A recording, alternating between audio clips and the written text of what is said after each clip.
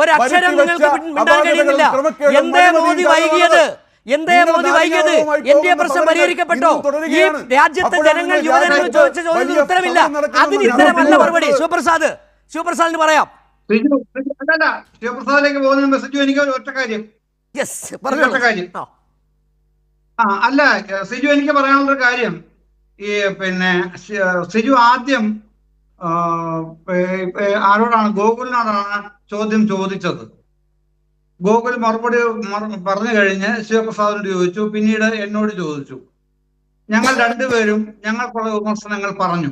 പക്ഷെ അതിനല്ല ഗോകുൽ മറുപടി പറയുന്നത്, മറ്റു പുതിയ ന്യായങ്ങൾ നിരത്തുകയാണ് ചെയ്യുന്നത്. അതിനർത്ഥം ഞങ്ങൾ രണ്ടുപേരും പറഞ്ഞത് പിന്നെ 100% ഗോകുൽ അംഗീകരിച്ചിരിക്കുന്നു എന്ന് മാത്രമേ മനസ്സിലാക്കാൻ കഴിയൂ. അതുകൊണ്ട് താങ്കൾ മറ്റു ചോദ്യങ്ങൾ ചോദിക്കൂ. ഇനി ഇതിന്റെ ഉപചോദ്യങ്ങളിലേക്ക് പോകരുത്, പുതിയ ചോദ്യങ്ങളിലേക്ക്. മനസ്സിലായി ശിവപ്രസാദ്. അല്ല, ഗോകുൽ കഴിഞ്ഞു. ശിവപ്രസാദിന് പറയാം. ശിവപ്രസാദിന്റെ അവസരം പറയാം. ഗോകുൽ പറഞ്ഞു കഴിഞ്ഞു. ഗോകുലിന്റെ അവസരം ഒരു മുൻ കാര്യം മുൻപേ നടന്നു.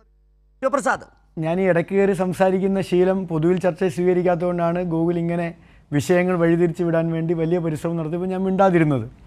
എനിക്ക് തോന്നുന്നത്, ഞാൻ ബലമായും ന്യായമായും വിശ്വസിക്കുന്നത്, എന്നെ ഒന്ന് പ്രകോപിപ്പിക്കാനുള്ള ഒരു നല്ല രാഷ്ട്രീയ തന്ത്രമാണ് ഗോകുൽ നടത്തിയത്. നല്ല തന്ത്രം. പക്ഷേ തന്ത്രത്തിൽ അങ്ങനെ നേരിട്ട് വന്ന് വീഴാൻ ഞങ്ങൾ അത്ര മണ്ടന്മാരല്ലല്ലോ.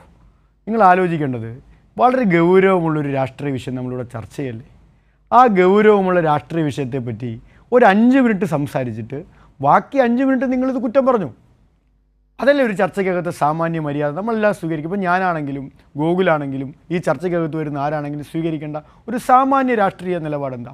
നമ്മളൊരു വിഷയത്തിൽ ചർച്ചയ്ക്ക് വന്നു. ഞാൻ അദ്ദേഹത്തെ പഠിപ്പിക്കുന്നു. അദ്ദേഹത്തെ പഠിപ്പിക്കാൻ ഞാനാളല്ല, അദ്ദേഹത്തെ പഠിപ്പിക്കാൻ പറ്റിയ ആളുകൾ ഇപ്പോൾ BJP ക്കുണ്ട്. അതുകൊണ്ടാണ് അദ്ദേഹം അങ്ങോട്ട് എത്തിപ്പെട്ടത്. അപ്പോൾ അദ്ദേഹത്തെ ഞാൻ പഠിപ്പിക്കുന്നില്ല. പക്ഷേ പൊതുസമൂഹത്തിനോട് ഞാൻ പറയുന്നു, ഒരു ചർച്ചയിൽ നമ്മളൊരു വിഷയത്തിൽ പങ്കെടുക്കുമ്പോൾ ആ ചർച്ചയ്ക്കകത്ത് പങ്കെടുക്കുന്ന വിഷയം, ആ വിഷയത്തെ സംബന്ധിച്ച് ആദ്യം ഒന്ന് പറയണ്ടേ. ഞാൻ കുറേ ചോദ്യങ്ങൾ ചോദിച്ചു. ബഹുമാനപ്പെട്ട നമ്മുടെ M. ജയചന്ദ്രൻ സാറ് കുറേ ചോദ്യങ്ങൾ ചോദിച്ചു. അതിനുള്ള ഒരു ചെറിയ മറുപടി അദ്ദേഹം കൊടുത്തു. ഏതായാലും നാം മനസ്സിലാക്കേണ്ട, അദ്ദേഹം വിപുലമായ കുറേ കാര്യങ്ങളെപ്പറ്റി പറഞ്ഞു. അദ്ദേഹം പറഞ്ഞതിൽ തന്നെ എൻ്റെ പ്രധാനപ്പെട്ട ഉത്തരവുണ്ട്. എന്താ ഉത്തരം? ആ ക്രമക്കേട് നടത്തിയതിൻ്റെ പേരിൽ ഇവിടെ അറസ്റ്റുണ്ടായി. അറസ്റ്റിലായവർ ജയിലിനകത്ത് അടയ്ക്കപ്പെട്ടു. ആ അടയ്ക്കപ്പെട്ടവർ ശിക്ഷ അനുഭവിച്ചു. ഞാൻ പറഞ്ഞതല്ല കേട്ടോ, അദ്ദേഹം പറഞ്ഞതാണ്. പിന്നെ രാജ്യത്ത് ഈ കേരളം എന്നീ കൊച്ചു സംസ്ഥാനത്താണ് കേട്ടോ 3.5 ലക്ഷം PSC നിയമനങ്ങൾ നടന്നത്. എൻ്റെ കണക്കല്ല, കേരളത്തിൽ പുറത്തു വന്ന കണക്കാണ്. ഇനി ക്രമക്കേട് നടക്കുമെന്ന് ഭയന്നാണോ BJP ഭരിക്കുന്ന മറ്റ് സംസ്ഥാനങ്ങളിൽ PSC നിയമനമേ നടത്താത്തതെന്ന് അദ്ദേഹം പറഞ്ഞാൽ മതി. എനിക്ക് തോന്നുന്നു ഒരു മുൻകരുതൽ രാജ്യത്തെ BJP പൊതുവിൽ സ്വീകരിച്ചിട്ടുണ്ട്.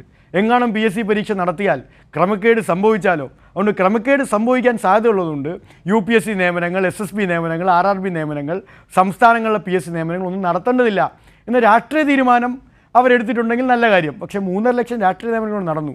ആ നിയമനങ്ങളുടെ ഭാഗമായി എന്തെങ്കിലും ക്രമക്കേട് കേരളത്തിനകത്ത് ഉണ്ടായിട്ടുണ്ടെങ്കിൽ അതിനെ സംബന്ധിച്ച് സമയബന്ധിതമായ അന്വേഷണം കേരളത്തിനകത്ത് നടന്നിട്ടുണ്ട്.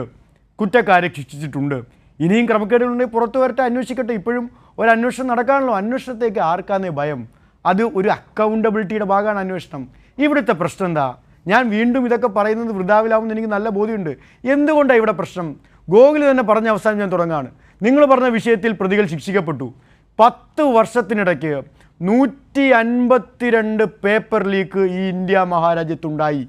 ഞാൻ സ്ട്രേറ്റ് BJP പ്രതിയോട് ചോദിക്കുന്നു, ഈ 152 പേപ്പർ ലീക്ക് രാജ്യത്ത് 10 വർഷത്തിനിടയ്ക്ക് 11 വർഷത്തിനിടയ്ക്ക് നിങ്ങളുടെ മഹാനായ പ്രധാനമന്ത്രി, നിങ്ങളുടെ BJP സംവിധാനം ഏതാണ്ട് 20 സംസ്ഥാനങ്ങളിൽ BJP രാജ്യം ഭരിക്കുമ്പോൾ ഈ 152 പേപ്പർ ലീക്കിന് ഉത്തരവാദിയായ ശിക്ഷിക്കപ്പെട്ട ഒരാളുടെ പേര് ഈ ചർച്ചയിൽ പറയാൻ BJPയുടെ പ്രതിക്കാവൂ? ഒറ്റ ചോദ്യമാണ്. ഈ ചോദ്യത്തിൽ ഈ ചർച്ച അവസാനിക്കും. 152 തവണ പേപ്പർ ലീക്ക് രാജ്യത്തുണ്ടായിട്ട് ഒരാളെ ശിക്ഷിച്ചിട്ടില്ല. Conviction rate 0 0. ആന മൊട്ട. രാജ്യം ഭരിക്കുന്ന എല്ലാ സംവിധാനങ്ങളുമുള്ള അതൊക്കെ ED, enforcement, customs, NIA, CBI, ഇനി കൊണ്ടുവരാൻ കഴിയുന്ന എല്ലാ അന്വേഷണ ഏജൻസിയും കൈപ്പിടിയിലാക്കി വെച്ച്. പണ്ട് UPA ഭരിച്ചപ്പോൾ തത്തയുടെ കൂട്ടിൽ CBI മാത്രമേ ഉള്ളായിരുന്നു. ഇപ്പോൾ എരുമത്തൊഴുത്തിലും പശുത്തൊഴുത്തിലുമായി എല്ലാ അന്വേഷണ ഏജൻസികളും ഉണ്ട്. ആ അന്വേഷണ ഏജൻസികളെല്ലാം കയ്യിലുണ്ടായിട്ട് ഈ 152 തവണ പേപ്പർ ലീക്ക് ഉണ്ടായിട്ട് ഒരാളെ ശിക്ഷിച്ചോ? അവിടെയാണ് പ്രശ്നം. അവിടെയാണ് ഗവൺമെൻറ്റിനോട് ചോദ്യം വരുന്നത്. അവിടെയാണ് നിശബ്ദമായൊരു ഗവൺമെൻറ്റിനെ രാജ്യത്തെ മനുഷ്യർ ചോദ്യം ചെയ്യുന്നത്. നിങ്ങൾ എങ്ങനെ ഈ സമരത്തെ നേരിട്ടുകൊണ്ടിരിക്കുന്നത്? എങ്ങനെ നിങ്ങൾ അടിച്ചമർത്താൻ ശ്രമിക്കും? ഈ അപവാദ പ്രചരണങ്ങളാണല്ലോ. ഒരു ചോദ്യം ചോദിക്കുമ്പോൾ ആ ചോദ്യത്തിന് ഉത്തരം പറയാതെ മറ്റ് വിഷയങ്ങളിലേക്ക് വഴിതിരിച്ചു വിടുക. ഒന്ന്, വിദ്യാർത്ഥികളെ, സമരം ചെയ്യുന്നവരെ മൃഗീയമായി തല്ലിച്ചതയ്ക്കുക.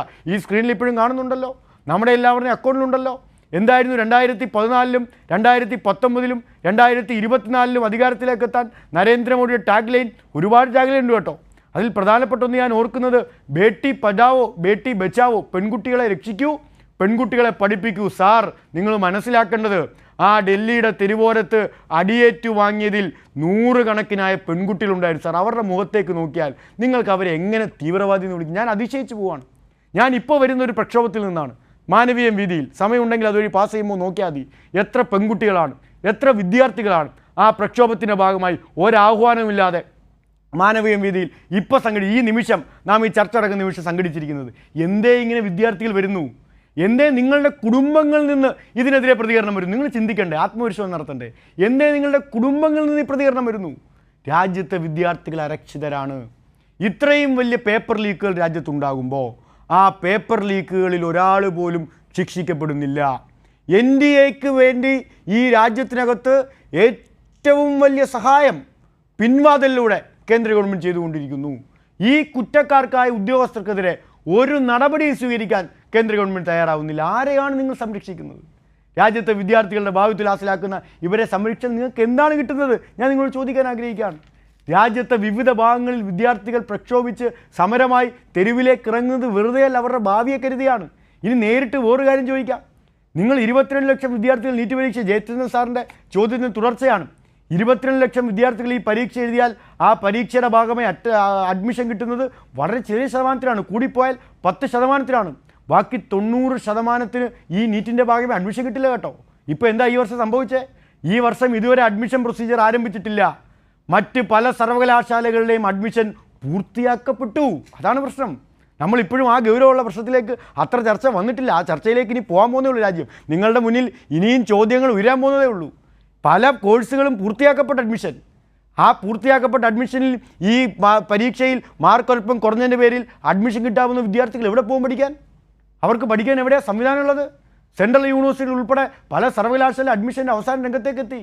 കേരളത്തിലെ സർവകലാശാലകൾ തേർഡ് അലോട്ട്മെൻറ്റ്, സപ്ലിമെൻ്ററി അലോട്ട്മെൻറ്റിലേക്ക് കടന്നു. എഞ്ചിനീയറിംഗ് കോഴ്സിൻ്റെ അലോട്ട്മെൻറ്റ് കേരളത്തിൽ നടന്നുകൊണ്ടിരിക്കുന്നു. എവിടേക്കാണ് നമ്മൾ എത്തിപ്പെടാൻ പോകുന്നത്? എന്ത് വലിയ പ്രതിസന്ധിയിലേക്കാണ് നമ്മുടെ രാജ്യം എത്തിപ്പെടാൻ പോകുന്നത്?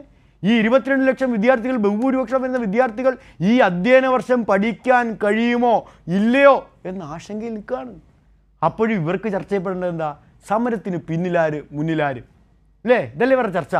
സമരത്തിൻ്റെ പിന്നിലാര് മുന്നിലാര്. ഇപ്പോൾ സമരത്തിൻ്റെ പിന്നിൽ കേന്ദ്രമന്ത്രി JP നദ്ദ, ആരെ പിടിക്കണം എന്ന് നോക്കിക്കൊണ്ടിരിക്കുകയാണ്. സമരത്തിൻ്റെ പിന്നിൽ മറ്റൊരു കേന്ദ്രമന്ത്രി, ആരെയാണ് നമുക്ക് ചർച്ച ചെയ്യേണ്ടത് നോക്കിക്കൊണ്ടിരിക്കുകയാണ്. ഇപ്പോൾ ചർച്ച ചെയ്യാൻ വേണ്ടി ക്ഷണം ഇങ്ങനെ വർദ്ധിച്ച് വന്നുകൊണ്ടിരിക്കുകയാണ്. ഏത് ചർച്ചയില്ല, ഒരു നടപടിയുമില്ല, ഒരു തീരുമാനവുമില്ല, ഒരു മാറ്റവുമില്ലെന്ന് പ്രഖ്യാപിച്ചവർ ഇപ്പോൾ ചർച്ച ചെയ്യാൻ വേണ്ടി ഓടി നടക്കും. ഞാൻ മനസ്സിലാക്കുന്നത് നിങ്ങളുടെ മാധ്യമ വാർത്തകൾ ശരിയാണെങ്കിൽ രാജ്യത്ത് പാർലമെൻറ്റിൽ നീറ്റ് പരീക്ഷാ സംവിധാനം NDA ഉടച്ചു വാർക്കുന്നുള്ള നിയമം ഇപ്പോൾ എണ്ണിച്ചുട്ടപ്പം പോലെ തയ്യാറാക്കിക്കൊണ്ടിരിക്കുകയാണ്.